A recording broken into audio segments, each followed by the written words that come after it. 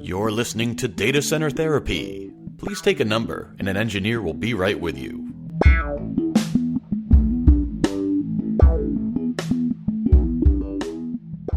Welcome back to Data Center Therapy, a podcast from IVOXY Consulting that talks all things IT with a healthy dose of empathy. I'm your host today, Matt Cozzolino. Alongside me, I've got Aaron. Say hello, Aaron. Hey, hello, Matt. Thanks for the invite. Yeah, and Ryan, two of our wonderful consultants. Say hello, Ryan. Hello, Ryan. Yeah, someone's going to do that. We're missing Yeti today. He's out, but we're going to have a ton of fun without him. So let's just jump right into it. Today we've got Aaron and Ryan. We're going to talk about Azure Virtual Desktop specifically. I know you guys have done a lot, usually when we're talking desktops. For me, we're bringing up Horizon because we spend a lot of time in vSphere. And Horizon isn't our only desktop solution, our only virtual desktop solution. There's now this Azure Virtual Desktops, right? So I guess what's the difference between the two of them? I think that AVD has come about from Microsoft seeing that personal PCs and desktops are going away, and they've really jumped on the cloud PC platform using their Azure backend infrastructure to give people a cloud desktop that they're hoping will fill the void of offering more mobility, security, and whatnot to that desktop. They have lots of flavors that we can talk about too, but AVD and other forms of it on the Azure platform are really their answer to this cloud desktop revolution that's kind of come around. So, as the name implies, it is a cloud-hosted solution. There's not an Azure Virtual Desktops component I could install on-prem. There really isn't. I think you can do something with the the Azure Stack on-prem, but you need a whole gobs of hardware and money. That's a whole different beast. And then you're paying to use your own stuff again, I believe, and I honestly haven't even looked at it much. So I don't think it's fully supported yet. It's no in the pipeline. Yeah. Yep. Okay. So you had mentioned, Aaron, that there's a couple of different flavors of Azure Virtual Desktop. I assume that's primarily tied to licensing, or is there a fundamental difference in the way those different kinds of Azure Desktop are deployed?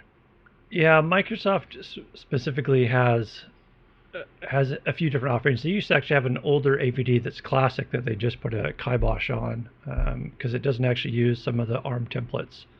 But AVD is kind of like the granddaddy that you get to customize everything. It can be run across your own VNETs in Azure, your own networking. It can join the domain. It can be fully customized with the image. It can be multi-session, so you can have multiple users on a VM. You can spin them up, spin them down. Why would you ever? I guess unless you're Citrix, why would you put multiple users on the desktop? I assume Citrix is the only one that's still using that RDP session type thing, right? Yeah, for a long time, we had to use Windows OS for Server OS. Yeah, thank you, Server OS for letting people have a desktop, and then we had to put on the customization pack to make it look like a desktop, or like a Windows 10 desktop per se at the time, or 7. And so Microsoft finally went, well, fine. People want a multi-session host, so they can actually have the feel they're used to, and now we can do Windows 10 or now Windows 11 multi-session. And that's really, it comes down to a use case of I can buy in Azure a larger machine with more procs, more CPU that might cost me $600 a month, but I can get 10 to 12 to sometimes even 20 people on this box depending on what they're doing. And obviously it all comes down to IOPS and they just run an office and whatnot, but you're like, oh, that's weird. I mean, for $600 I could just get 15 or 20 $60, $70 a month VMs, and you could. But then you're limited to 2 or 4 procs, and you don't have a big pool to pull from. So by using multi-session, I can give everybody more CPU and memory than they need when they need it, and then when they're not using it, it melts back to let somebody else use it. And then when I put in timings and schedules to shut down and start, what they're scaling in AVD, I can actually take that $600 or $700 a month VM and scale it so it's only a few $100s a month, because I'm really only turning it on and using it when people need it, and then off on the weekends and evenings if that's what it calls for. Lots of auto scaling there to do. So it's really a way to give you a desktop experience and not a server OS experience. Yeah, okay. and allow you to auto use more IOPS. Yeah. Go ahead. Yeah, and auto scaling is essentially one of the means that you use to keep the cloud costs down, because this is in the cloud and you get charged for everything. Yep. Yeah, literally Yep. every second. Yep. Yeah. And if AVD is kind of like the granddaddy, where you have to manage every aspect of it. You have to get the VNet set up. You have to implement the storage. You have to implement the profiles. You have to manage everything on it and make all the decisions. You can use a pre-built image with Windows 11 and Office apps and whatnot, or you can load your own apps. With AVD, you can actually do published apps, kind of like the Zen app, so to speak. Yep. Okay. But some people are like, oh my gosh, I don't want to do all that. Was there a better option? And there is. There's the Windows 365 option, which is more of a Microsoft managed AVD solution, and that's two forms. That's business and enterprise. And business really is, just the up to 300 people can have it, and you can't customize much of anything. It can't join your VNet. It can't join your networking. It can join Azure AD. It can't join your domain. It can't hybrid join. It's really for cloud workers, but it's inexpensive. It's a fixed cost. You're not going to get a surprise bill that you forgot to power off So those 365 desktops, it's business and enterprise for the Windows 365, and AVD is the other. AVD's AVD and 365, and 365 has business and enterprise in it. That's correct. And I think I heard you say something. The full AVD environment. So many acronyms. We all have issues with that. Anachronisms. The full desktop, the full AVD environment, builds on the back end. I have to build the infrastructure for that. And if I've got an existing Azure environment where I've got virtual nets and I've got VPN set up and I've got VMs running in the cloud, that's the AVD environment that I might go with, because I'm building then another extension to that cloud build that I already have, and I'm bolting this extra component on that's doing AVD, and I'm getting that experience that's much similar to what I would build if I was doing something like Horizon on-prem, right? That's correct. And Okay. there's still a use case. There's nothing wrong with having some enterprise Windows 365 enterprise desktops, because the enterprise desktop, you can do a lot of the customizations to some degree.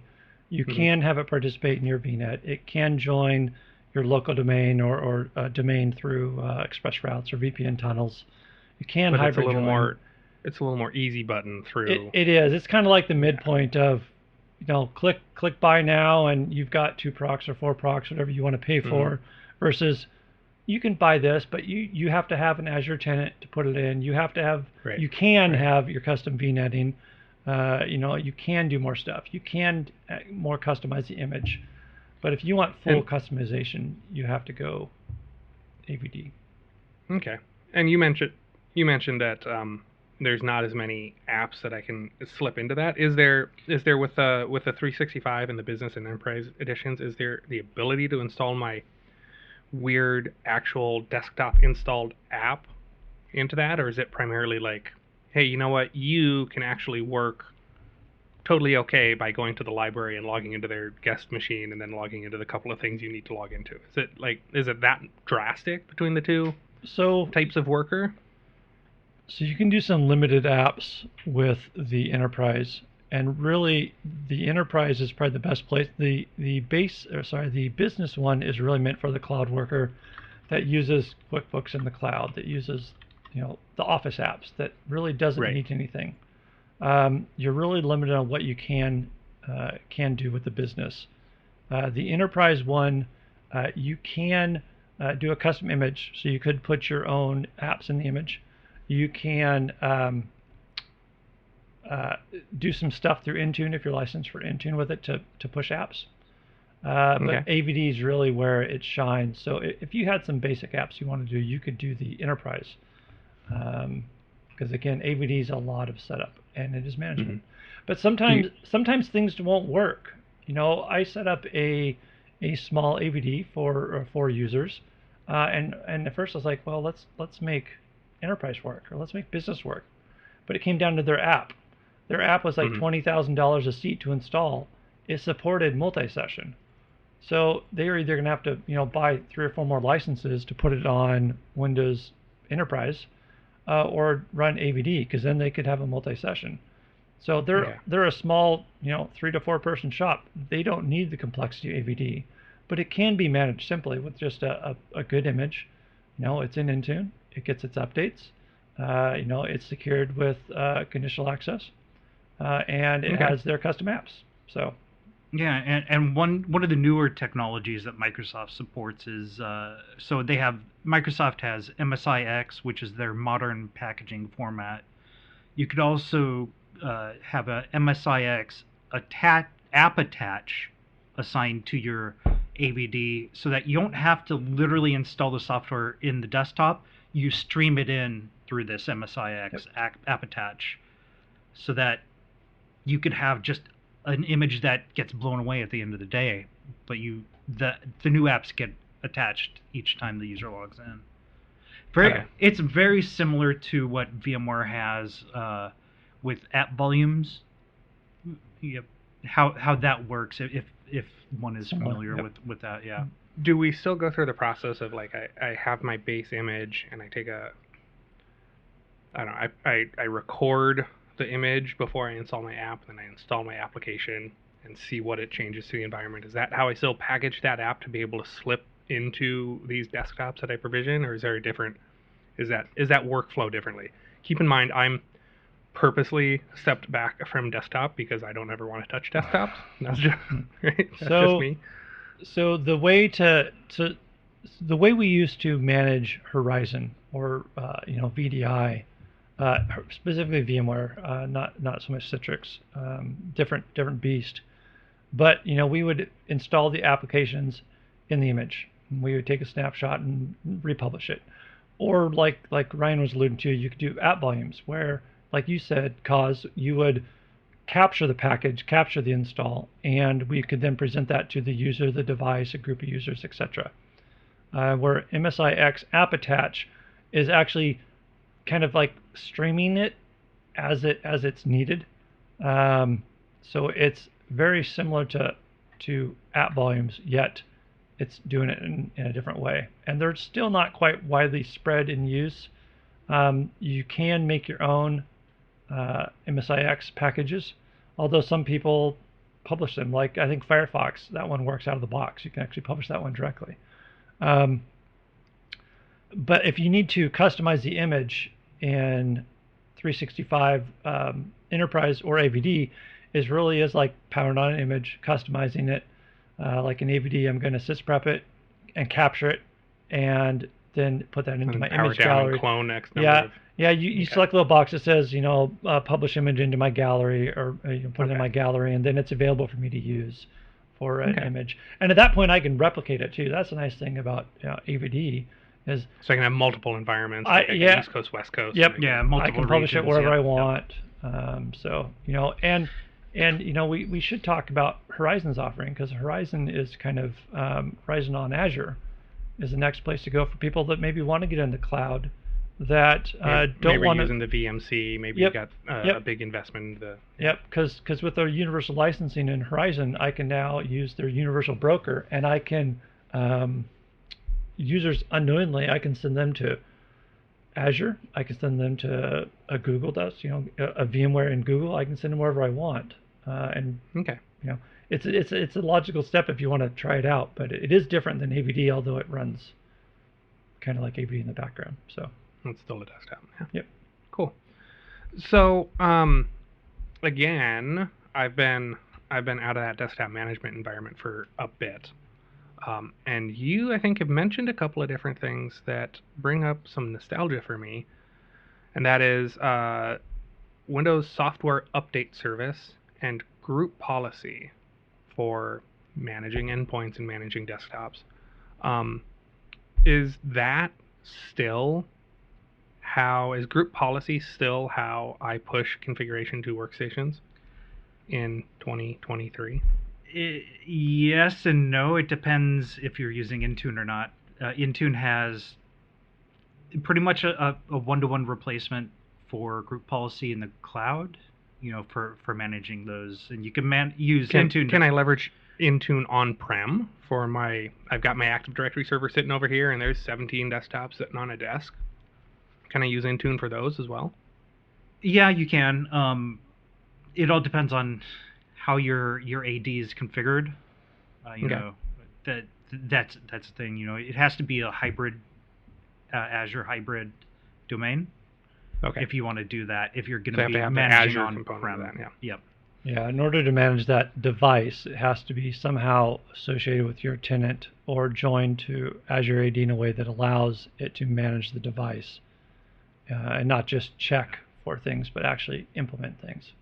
So like a hybrid join or Azure AD join or enrolling your device. That's the traditional, hey, you're enrolling this device. Your business owner, whoever is going to install this thing, be able to control stuff on it. Yeah. Okay. But AVD and 365 Enterprise can participate in Intune, can get their updates.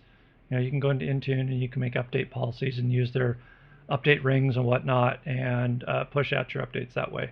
So, is there a feature parity through Intune compared to my group policy stuff? Like if I've been managing an AD environment for the last 2 decades, can I take everything that I've built into my group policy and push it and manage it through Intune? Is that feature parity there?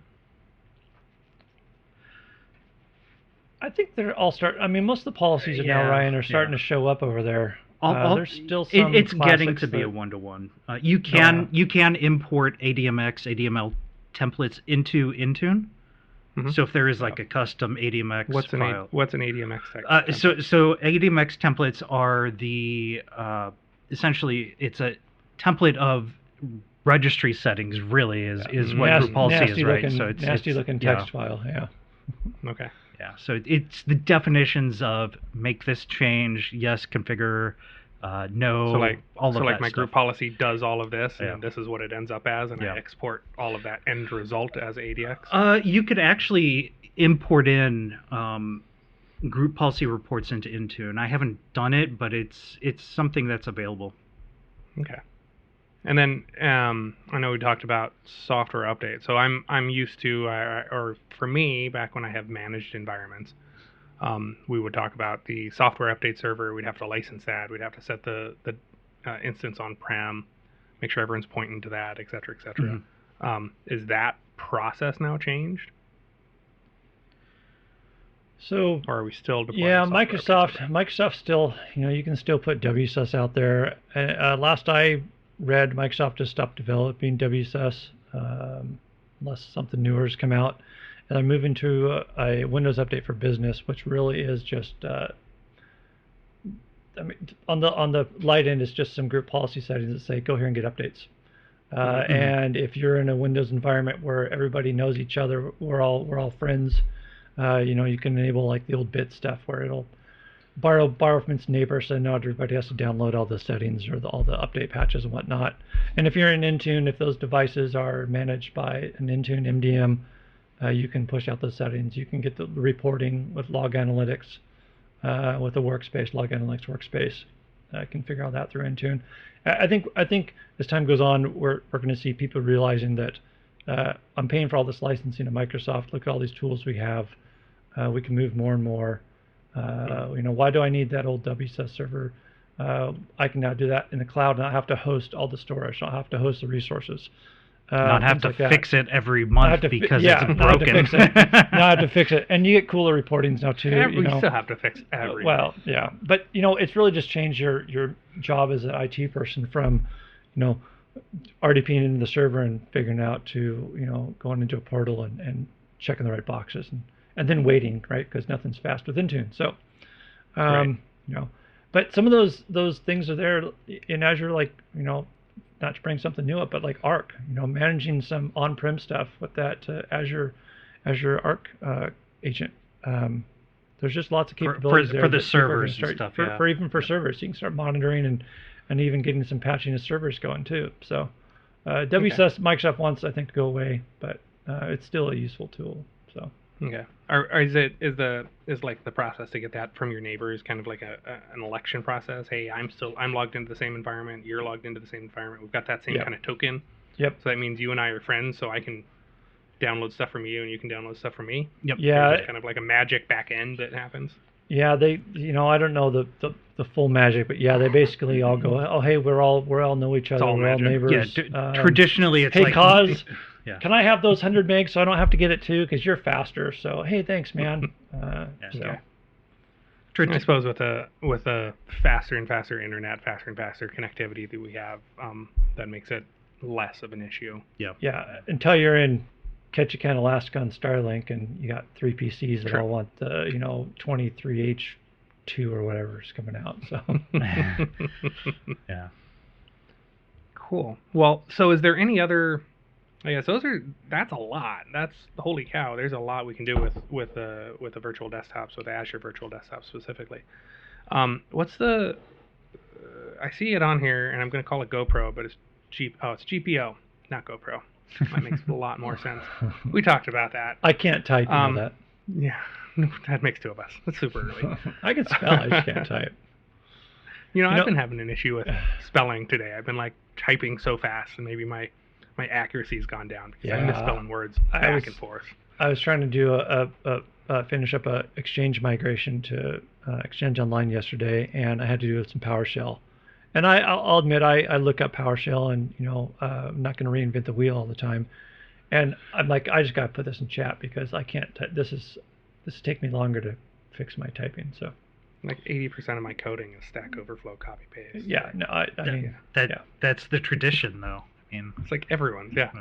I guess the benefits though. We didn't really talk about some of the benefits, at least. That hit me. I can think of. Why? Why do I want AVD? Like, I think there's a use case for it when your stuff on-prem is old and someone comes in and goes, well, we don't have hundreds of thousands of dollars or tens of thousands of dollars to replace, whatever we need to do. Whether maybe they've got Horizon on-prem and they're like, oh, we don't want to go out and buy new hardware. What can we do that's maybe less impactful to our monthly budget? Maybe an AVD solution is the choice there. So you can change that spend from CapEx to OpEx. There's that. Mm-hmm. You can argue it's a lower cost, but the cloud isn't free. I try to remind people that when they want the cloud, it's not a free resource. You do pay for it. The AVD stuff. Some of it you don't even pay for the bits, whereas Microsoft usually charges you for all the bits going across the VNETs. Some of that is free. I believe definitely in the 365 Enterprise. Maybe the AVD one, I honestly don't recall that piece. You can increase your users' experience, their happiness factor when stuff's always available or more highly available. Yes, their desktop should always power on, but they can't get to the desktop from anywhere sitting in the office too, without maybe a VPN client or, the Horizon, client through, direct access, whatnot. It gives the user more capability and security, simplified patch management, maybe better performance. Maybe their desktop's getting old.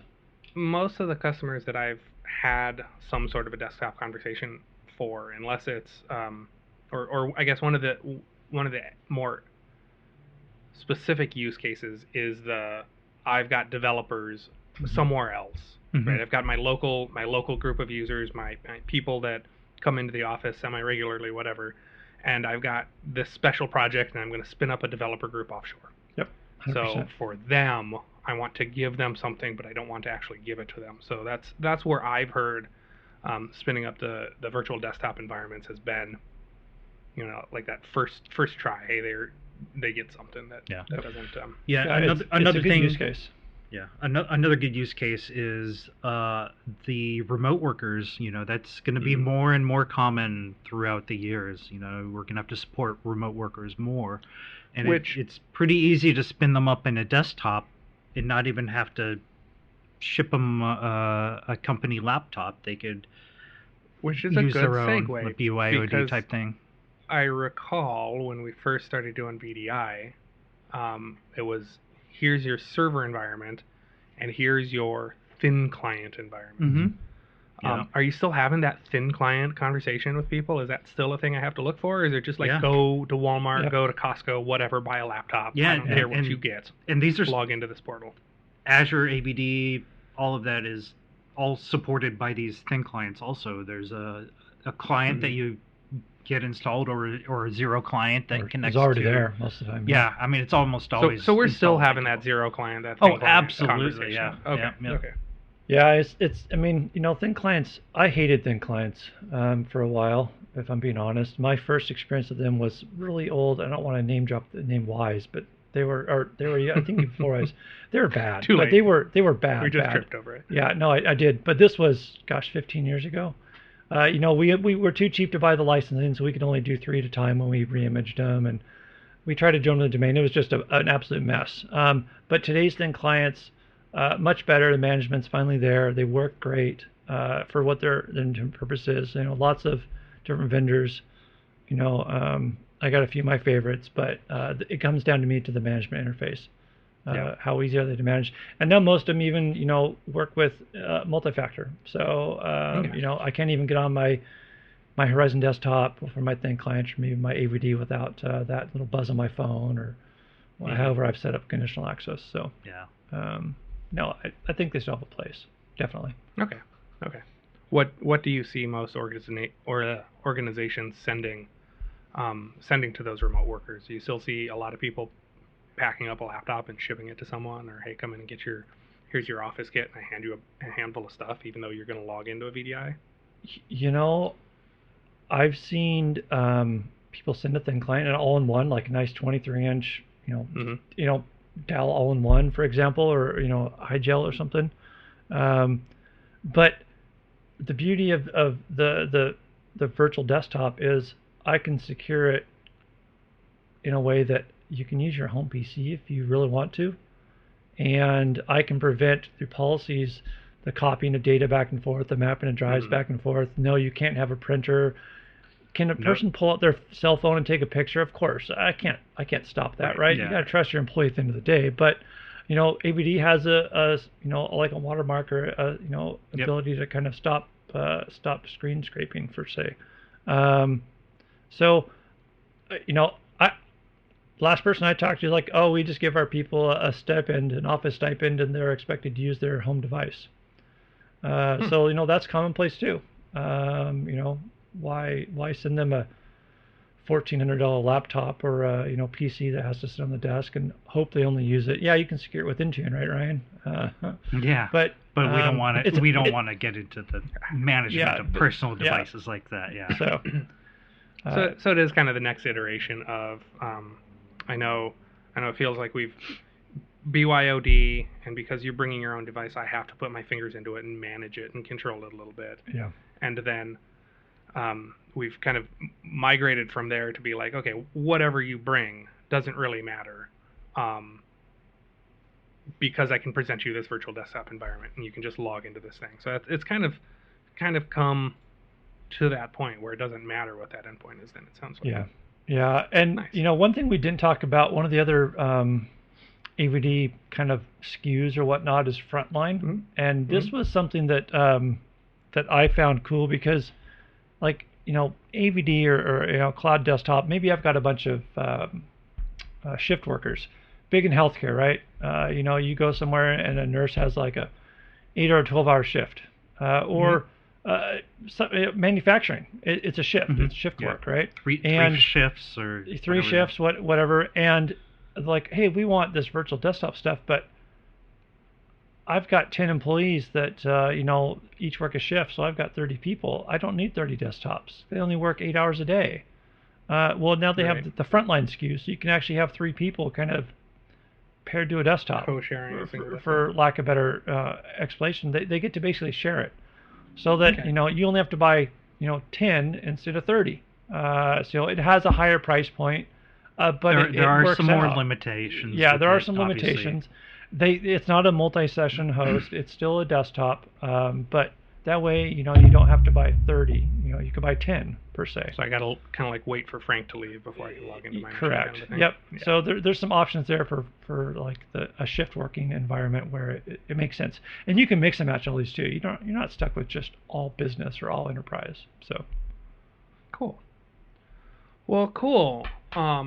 Thank you, gentlemen. I think that is amazing. I've certainly learned a lot, and I feel a lot more knowledgeable about desktop environments. And I still think that if I need to talk more about them, I'm going to grab one of you two, because you know more than me, and that's a wonderful thing.